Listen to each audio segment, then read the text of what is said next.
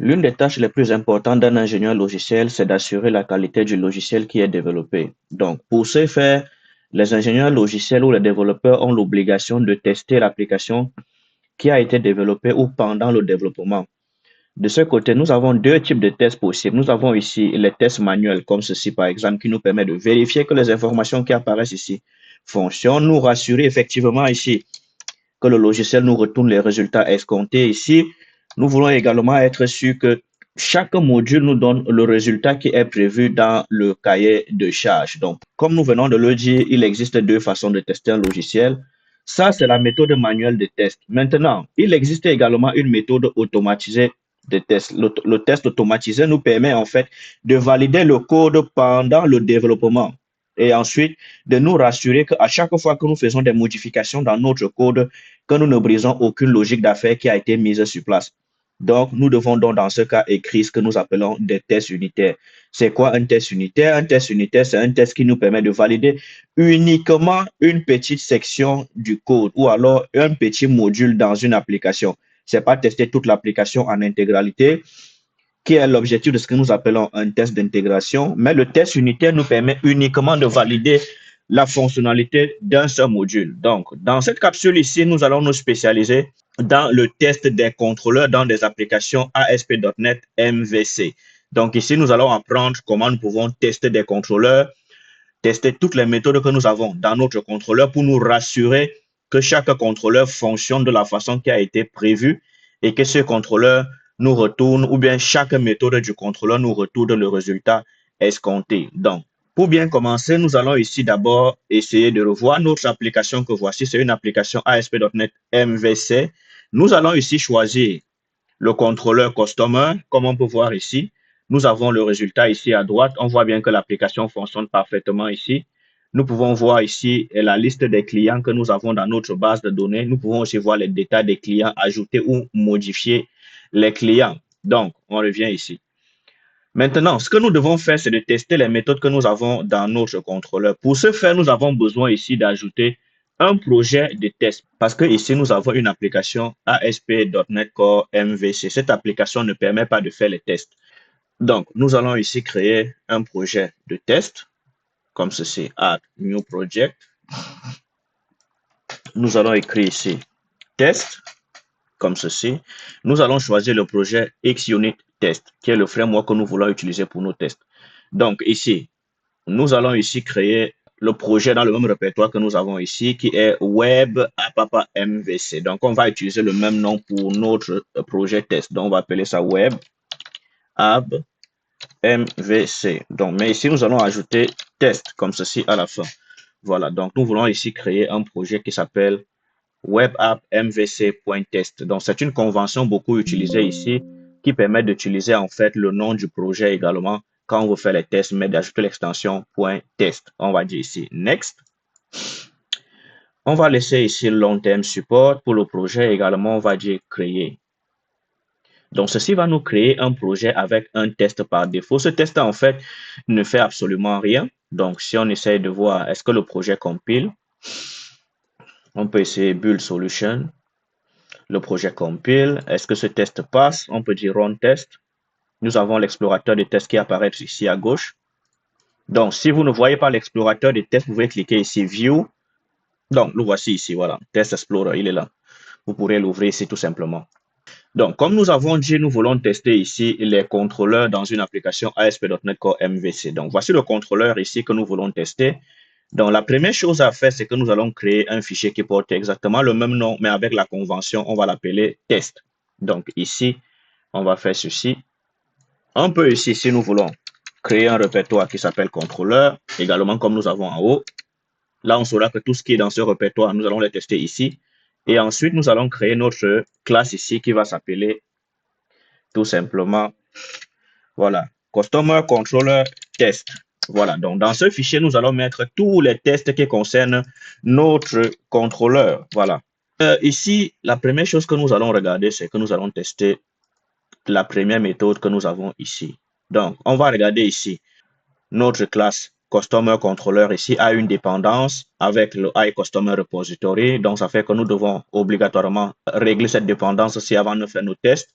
Ensuite, nous avons la méthode index ici. Donc, considérons que nous voulons tester cette méthode index.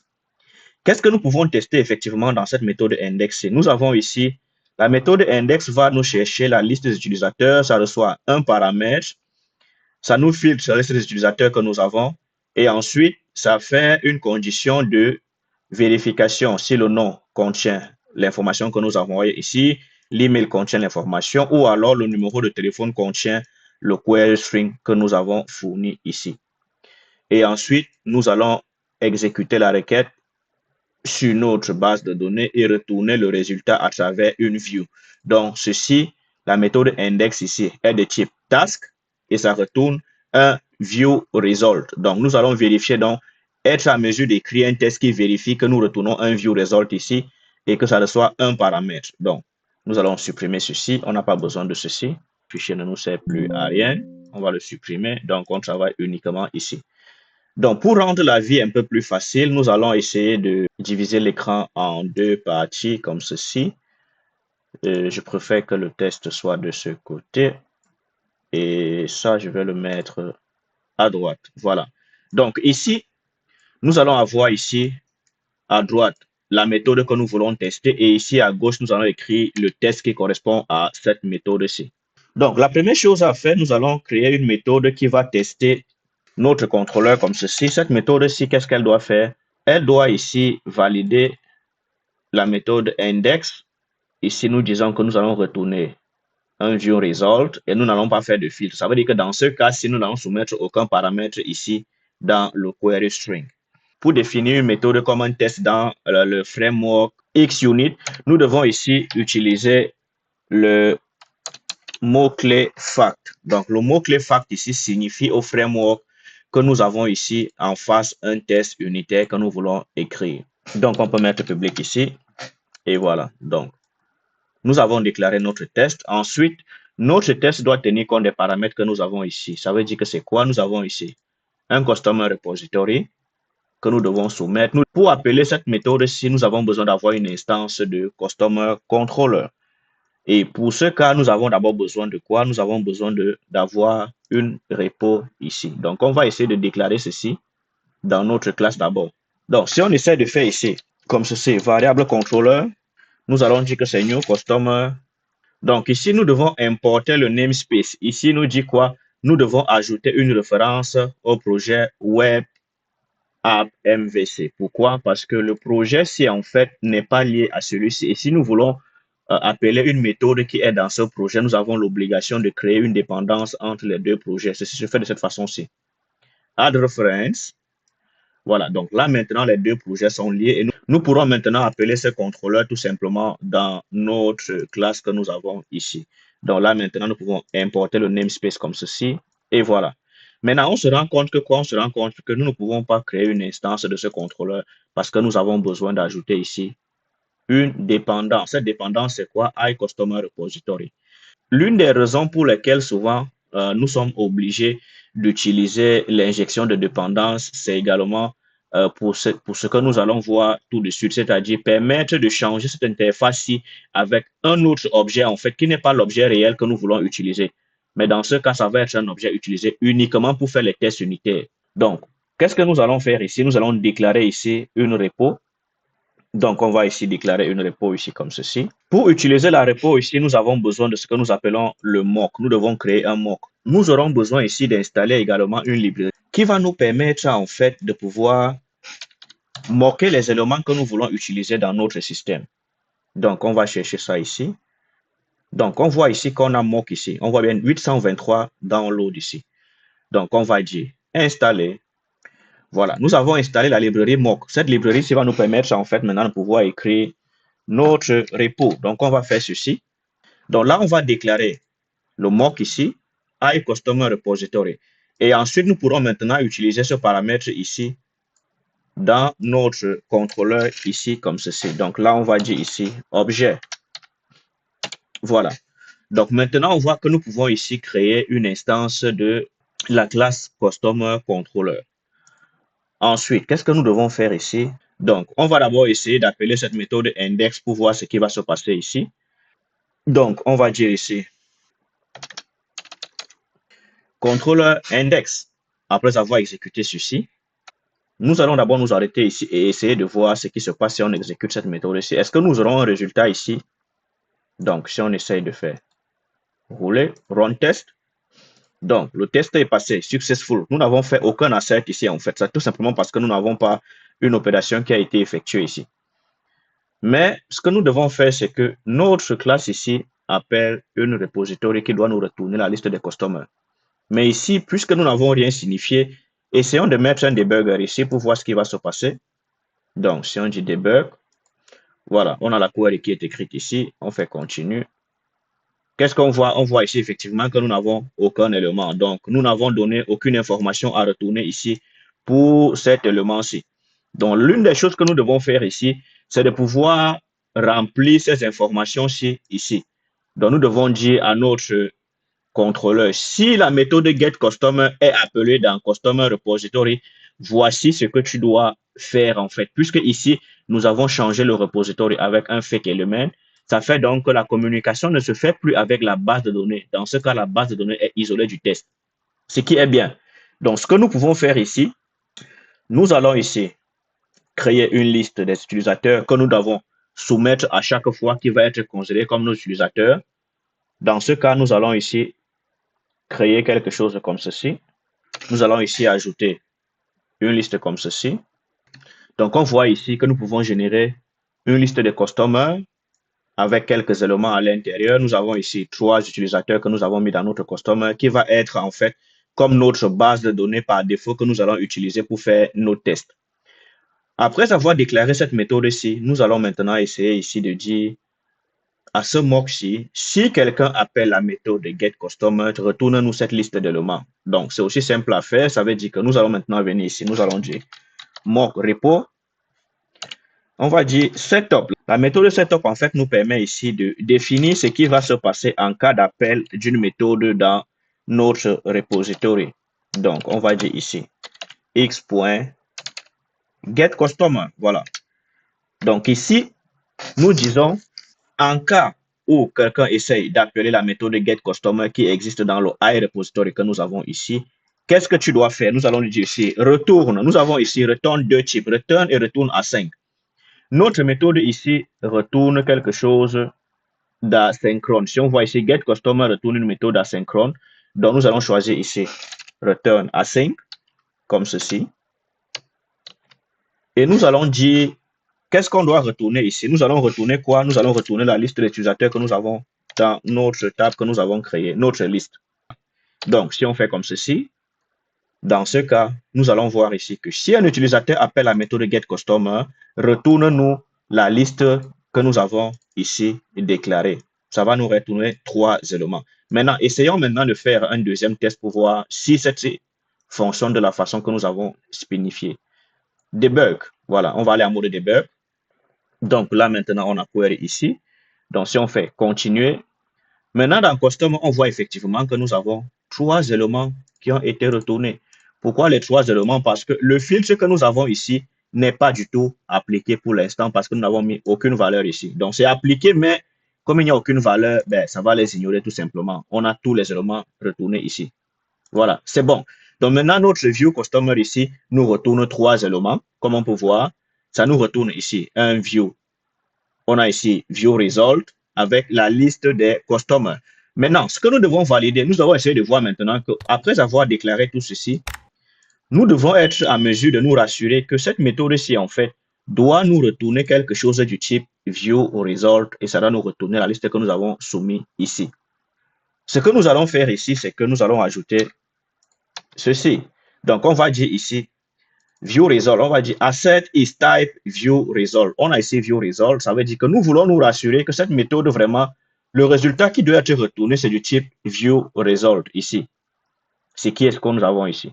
Ensuite, nous devons également valider que le résultat que nous recevons, que le modèle que nous avons dans le résultat est de type IEnumerable customer en fait. Ça veut dire que quoi? Ça veut dire que on veut se rassurer que dans ces éléments-ci, nous avons une liste d'éléments en fait qui est retournée également avec cette view-ci.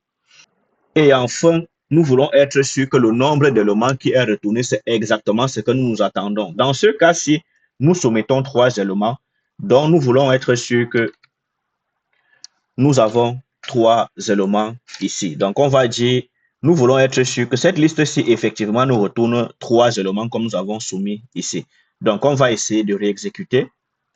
Donc, là, on va voir ça ici. Successful, voilà. Donc, le test s'est bien passé. Nous avons créé une instance du contrôleur. Nous avons appelé ici la méthode index du contrôleur. Ensuite, nous avons ici déterminé le type de retour que nous devons avoir. C'est retourner ici un view result. Ensuite, nous avons regardé également quel est le type d'élément que nous devons avoir dans notre résultat. C'est une liste de customers en fait que nous avons dans notre résultat. On voit ici dans View Result Model.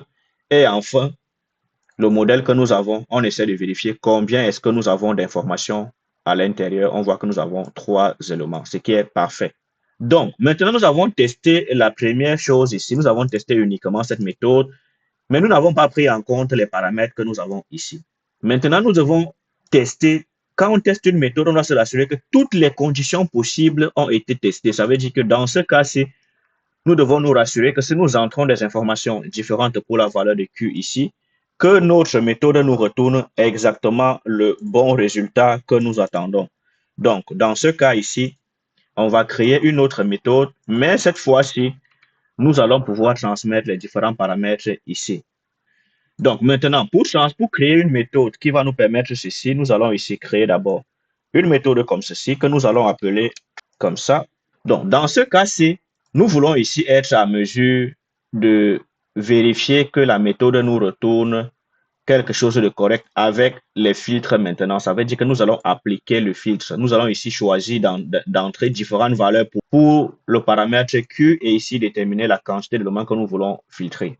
Donc, dans ce cas maintenant, nous aurons ce test-ci que nous allons écrire. Ce test-ci fait quoi?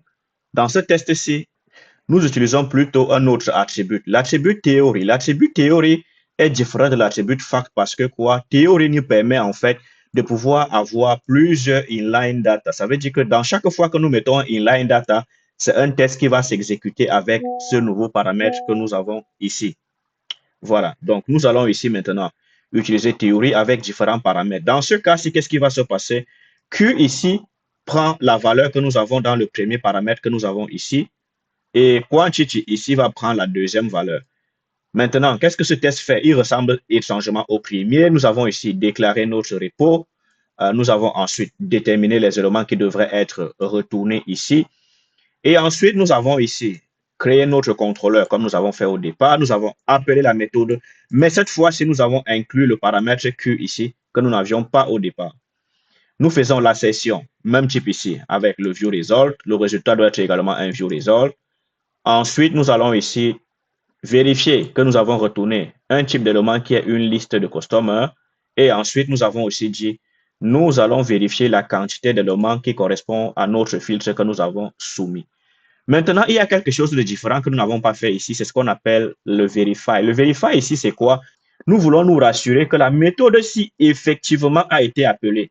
Dans ce cas, nous mettons ici ce qu'on appelle verifiable. Verifiable nous permet en fait à la fin d'appeler le mock verify qui doit se rassurer que la méthode getCustomer effectivement de repos, ça veut dire que cette méthode-ci a effectivement été appelée pendant le processus de test. Donc là maintenant nous avons ceci. On va essayer ici de débugger ce test pour voir effectivement. Si on exécute ce test, on va se rendre compte que nous n'avons plus un seul test comme ici. Mais ce test-ci doit nous générer 1, 2, 3, 4, 5 tests. Donc ce test-ci en fait doit s'exécuter comme 5 tests différents. Donc, on aura ici, si on regarde encore ici, dans ceci, on voit ici maintenant que nous avons 5 tests. Pourtant, c'est une seule méthode ici qui est déclarée.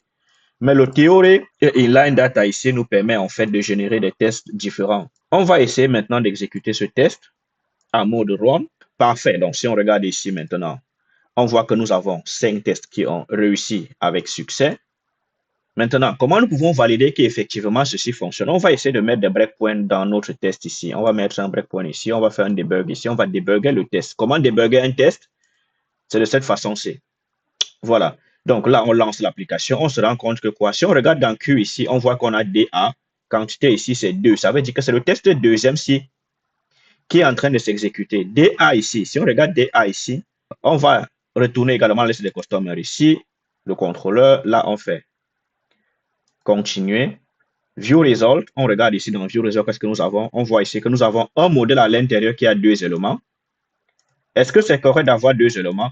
Si on regarde notre liste ici, on peut voir bien évidemment que nous avons 2 noms ici qui ont le caractère DA consécutif ici. On fait le filtre ici avec la colonne name, email et phone. Donc, dans ce cas-ci, DA, c'est dans la colonne nom que nous avons trouvé le DA ici. Ça a été exécuté. Ensuite, le deuxième revient. On revient ici, on vérifie maintenant. On se rend compte que cette fois-ci, c'est le 4, 3, 8, 1, 2, 5. Ça veut dire que le test-ci, en fait, valide la deuxième condition que nous avons. Ça veut dire que la recherche dans le champ numéro de téléphone, on voit ici que nous avons cette recherche ici. Sur le numéro de téléphone, est-ce qu'il va trouver quelqu'un avec ce numéro de téléphone ici? On voit ici que nous avons 4 fois 8, 1, 2, 5. Il y a 2 personnes qui ont cette combinaison ici. Donc, effectivement, nous allons avoir 2 dans le modèle. Si on fait ça, effectivement, on voit 2 personnes ici avec le 4, 3, 8, 1, 2, 5. 4, 3, 8, 1, 2, 5. Voilà. Donc, voici en fait comment nous pouvons tester une méthode entière en C# dans une application ASP.NET Core MVC. Voilà, c'est pas terminé. On va finir ceci, exécuter. Voilà, les 5 tests sont terminés ici. Voilà, on voit que nous avons toutes les colonnes ici. Donc, dans ce cas, si nous avons testé une méthode qui n'a pas de conditions supplémentaires à l'intérieur. Donc, ceci semble facile, mais on se rend compte que pour tester une seule méthode et nous rassurer qu'elle fonctionne bien, nous avons généralement besoin de plusieurs cas de tests différents pour valider une seule méthode et être sûr que toutes les conditions que nous avons mises sont validées. Donc, dans cette méthode, nous avons écrit un test qui validait le nom. Nous avons qui validait également la recherche sur le nom. Ceci, ces deux-ci. Nous avons la validation sur l'email. Donc, nous avons ici utilisé consulting ici. Dans ce cas, consulting ici se trouve dans le champ email que nous avons. Nous avons également une condition qui valide la recherche dans le numéro de téléphone, qui est ce que nous avons ici.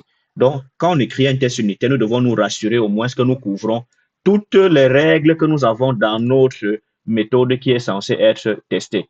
Donc, dans ce cas, si nous sommes sûrs que nous avons fait la couverture à 100% de cette méthode-ci là avec les tests unitaires. Donc, on a eu besoin de 2 tests unitaires en fait, juste pour tester une seule méthode que voici.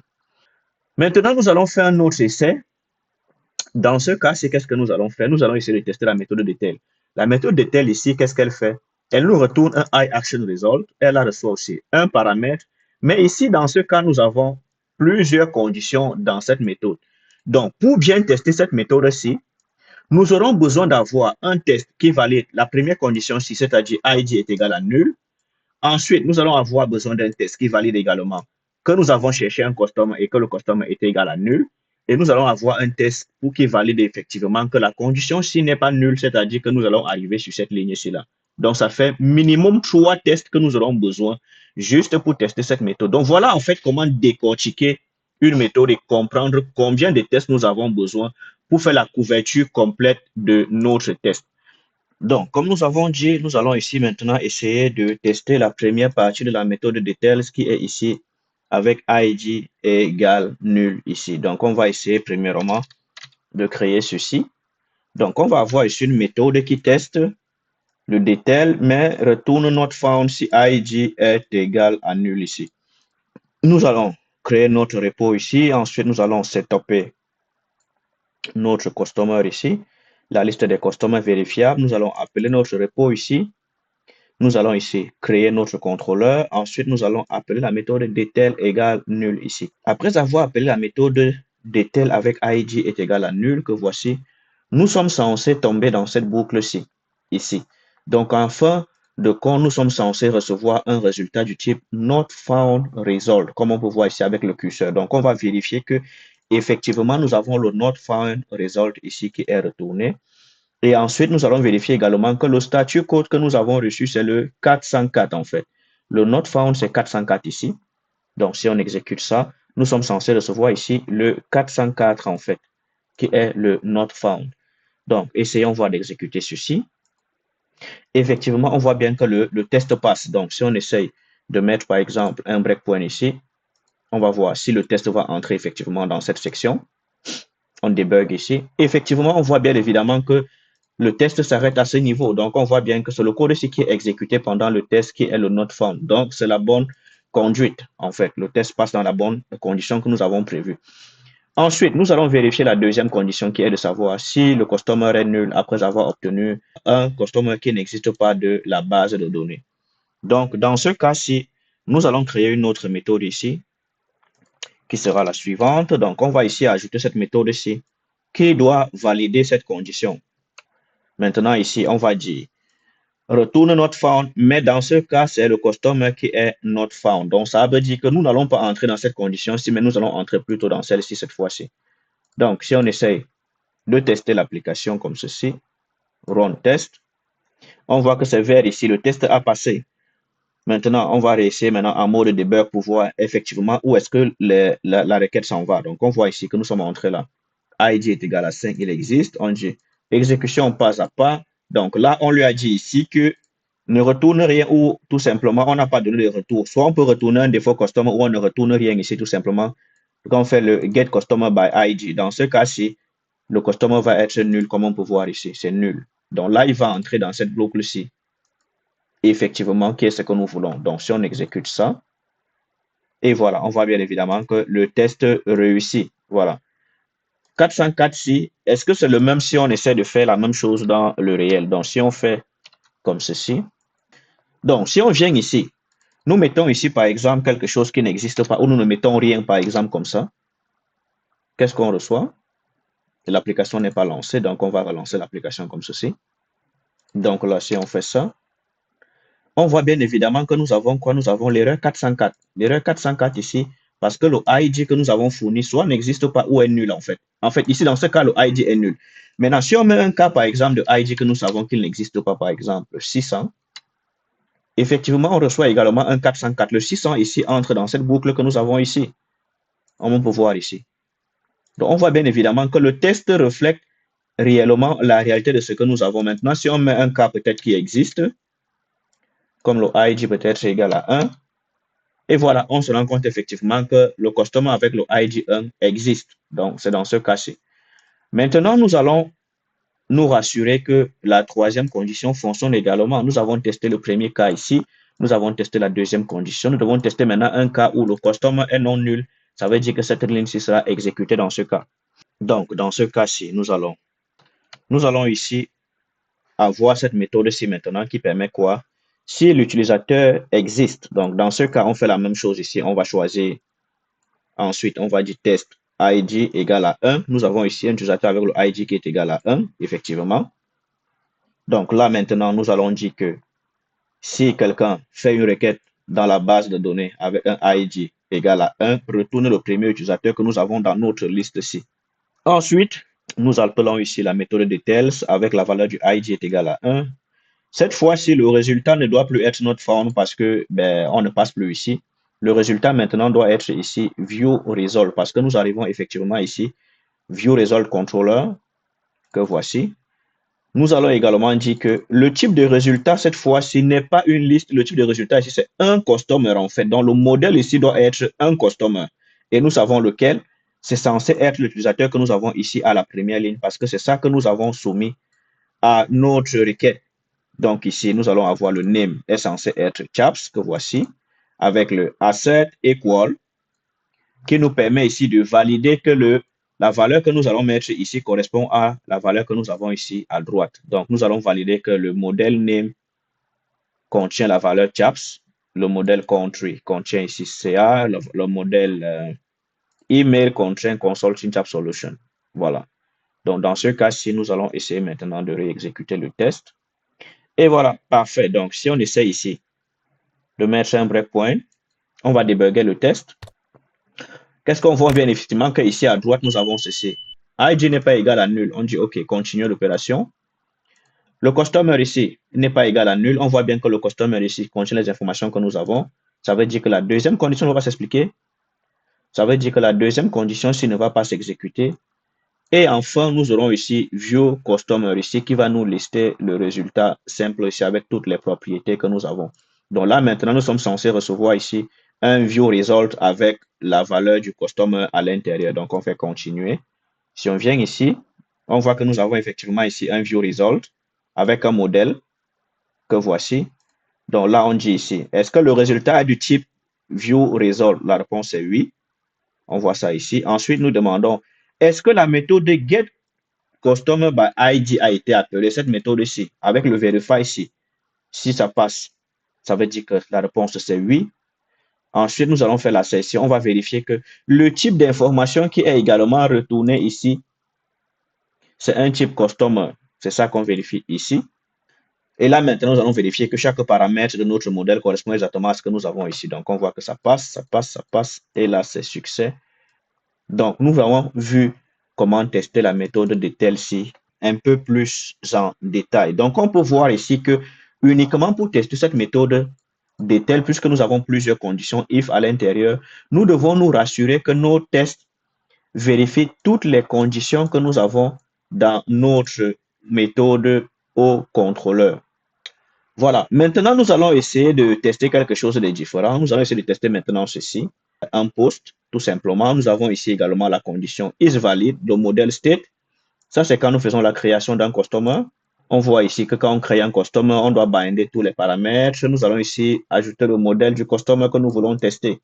Et là, nous faisons ici la validation du modèle state et le retour des paramètres. Donc, dans ce cas-ci, nous allons tester au moins deux conditions. Nous allons d'abord vérifier le premier cas avec un modèle state qui est valide et un autre cas avec le modèle state qui est invalide. Ce n'est que dans ce cas que nous pourrions dire que nous avons testé complètement la méthode create que nous avons ici.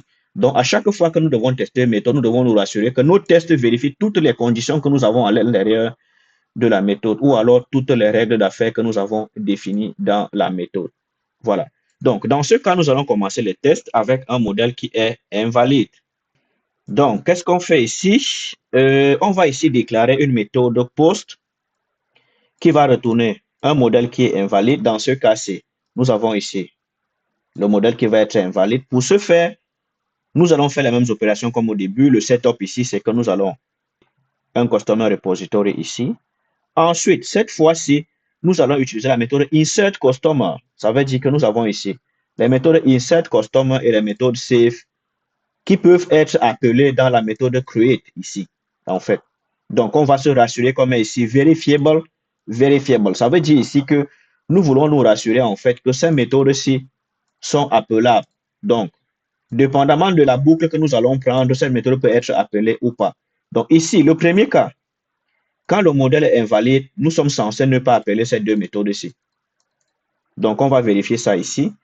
Comment le simuler? Nous créons ici une instance de notre contrôleur, comme d'habitude. Mais cette fois, nous allons considérer que nous avons une erreur dans notre modèle. Nous allons injecter une erreur ici dans ce modèle que nous avons. Voilà. Pour être sûr que cette boucle ne va pas être exécutée, et c'est exactement ce qui va se passer ici.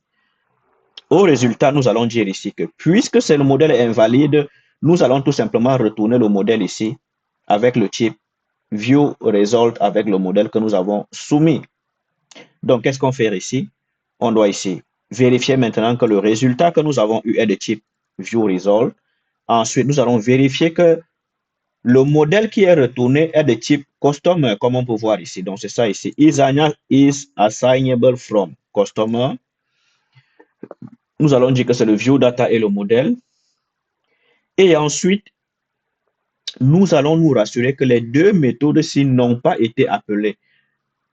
Tout simplement parce que le modèle est invalide, ça veut dire que nous n'allons pas entrer dans ce bloc de code-ci. Donc, nous allons dire ici que vérifie que la méthode insert customer n'a jamais été appelée. Vérifie également que la méthode save que nous avons dans repository n'a jamais été appelée. Voilà. Donc, si on essaye de débugger ce test, donc ici, on va appeler la méthode create. Qu'est-ce qu'on voit? On se rend compte que ici, bien évidemment, le modèle est invalide parce que nous avons mis une erreur ici dans le contrôleur. Nous avons dit que l'erreur, c'est la validation. Voilà. Nous avons donné une erreur. Donc maintenant, qu'est-ce qui va se passer? Ce bloc de code ne va pas s'exécuter. Donc si on fait une exécution comme ceci, on se rend bien compte que ça traverse ce bloc de code ici pour se retrouver ici, tout simplement. Ça veut dire que bien évidemment, les deux méthodes ici n'ont pas été appelées. C'est le bloc de code ici qui a été exécuté. Ce qui est parfait. Donc voilà comment nous avons pu exécuter notre test de conditions invalides sur le modèle state. Et enfin, nous allons ici maintenant faire un test avec le modèle qui est valide. Donc, dans ce cas-ci, nous voulons valider un test avec une condition que le modèle state ici est valide et en fait que les deux méthodes ici ont été appelées et que nous avons fait un redirect à la méthode index. Donc, voilà, ici maintenant nous allons faire post create. Nous allons ici générer comme d'habitude notre instance de repository. Nous allons choisir un customer que nous avons ici le numéro 1. Nous allons maintenant dire ici, comme la précédente, en cas d'appellation de insert, nous voulons vérifier que ça a été appelé. En cas de vérification aussi du safe, nous voulons vérifier que ça a été appelé. Maintenant, qu'est-ce que nous faisons ici? Nous créons une instance du contrôleur ici. Nous appelons la méthode create maintenant, cette fois-ci en retournant le premier élément que nous avons ici. Donc là maintenant, on doit se rassurer que le résultat que nous avons retourné ici est du type redirection. On voit ici redirect to action. Donc ça va être du type redirect to action result. C'est ça que nous avons ici. Redirect to action result. Nous aurons ce résultat. Et enfin, nous allons vérifier également que le nom de la méthode qui est appelée ici, c'est index. Donc, on peut dire ici, asset equal index. Maintenant, on va dire view result action name. Action name ici nous donne le nom de l'action. Si on veut, on peut également vérifier le nom du contrôleur que nous avons ici en ajoutant comme ceci. Il y a aussi ici contrôleur name. Voilà. Donc, contrôleur name ici, on peut dire ici que c'est un customers. Donc là, ça permet de valider effectivement que nous avons exécuté la requête dans le même contrôleur en fait. Donc là, si on exécute ça, on fait un test run. Donc là, il a échoué. C'est quoi le problème ici? On va essayer de voir pourquoi ça a échoué. Donc peut-être qu'ici, il faut bien évidemment écrire customer controller comme ça. Voilà, il faut l'écrire en entier. Non, ça échoue toujours. Donc là, quand un test échoue maintenant, qu'est-ce qu'il faut faire? Il faut qu'on essaie de débugger pour comprendre c'est quoi le problème. Est-ce que c'est nous qui avons mal écrit quelque part? On va essayer de débugger pour voir à quel niveau est-ce que notre test. Donc, on va dire debug test. Donc, première chose à faire, on va aller dans la méthode ici. On va aller étape par étape. On fait ça. Effectivement, on voit que la méthode insert ici sera appelée. La méthode save ici sera appelée. Et là, on fait un redirect to action name of index. Donc là, on va dire OK. Ça nous renvoie ici. Maintenant, on fait View Result. On regarde ici. Qu'est-ce que nous avons à l'intérieur? Nous avons Action Name ici. Le controller name ici n'a pas été défini. Effectivement, pourquoi? Le customer name ici n'a pas été défini parce que nous n'avons pas ici mis le contrôleur. Normalement, on peut ici mettre ici le nom du contrôleur ici. Mais comme nous n'avons pas défini le nom du contrôleur, nous ne pouvons pas le spécifier. Donc, si on fait ça, on voit bien évidemment que nous avons ici un redirect to action qui a le action name et le controller name. Mais puisque nous n'avons pas soumis de controller name ici, le controller name effectivement est nul en fait. Donc c'est ça qui fait que notre test échoue ici. Donc il est nul ici. Mais nous pouvons ne pas tout simplement le mettre. Pourquoi? Parce qu'en fait, nous n'avons pas soumis ce paramètre ici. Voilà. Dans le cas contraire, nous devons ici mettre peut-être name of. Voilà, quelque chose comme ça. Donc, dans ce cas-ci, nous allons avoir le contrôleur qui apparaît ici à droite. Donc, si on essaye encore de remettre ça comme ceci, je pense que là, on va avoir le même résultat maintenant. Si on fait test, voilà, on voit effectivement que nous avons le nom du contrôleur qui existe ici. Mais généralement, dans une application ASP.NET Core MVC, quand on fait redirect to action, si l'action se trouve dans le même contrôleur, nous n'avons pas l'obligation ici de remettre le nom du contrôleur. Ça ne sert à rien parce que si on n'indique pas, le système comprendra qu'effectivement, nous sommes dans un contexte du même contrôleur. Donc, dans ce cas, cette méthode-ci, ce test-ci n'est pas important ici. Voilà en fait ce que nous avions prévu aujourd'hui. Nous avons ici vu comment nous pouvons tester complètement un contrôleur ASP.NET Core MVC en utilisant les tests unitaires, le framework XUnit et la librairie mock. La librairie mock ici qui nous permet en fait de créer des éléments qui sont des fake éléments, des éléments qui sont des éléments virtuels. Ceci nous permet en fait de pouvoir faire des tests sur une base de données en fait virtuelle qui n'existe pas ou alors sur des données concrètes que nous avons créées. Ceci permet d'isoler par exemple la logique que nous avons au niveau des contrôleurs par rapport à la base de données. Nous avons pu tester ainsi la méthode index ici. Nous avons pu tester la méthode detail avec plusieurs conditions spécifiques ici. Nous avons pu vérifier comment une méthode peut retourner un not found. Nous avons pu vérifier également comment une méthode peut ici retourner une redirect to action. Nous avons également vu comment on peut vérifier ou valider avec un test unitaire si une méthode a été appelée dans un test ou pas. Voilà. Donc, voilà en fait les bases nécessaires pour pouvoir faire les tests unitaires des contrôleurs dans les applications ASP.NET Core MVC. Merci d'avoir suivi ce module avec nous. Nous espérons que vous avez appris toutes les bases pour commencer à faire des tests unitaires pour vos applications ASP.NET Core MVC en C#. Laissez-nous un commentaire si vous avez des observations ou un feedback. Merci, ça va toujours être apprécié et à la prochaine.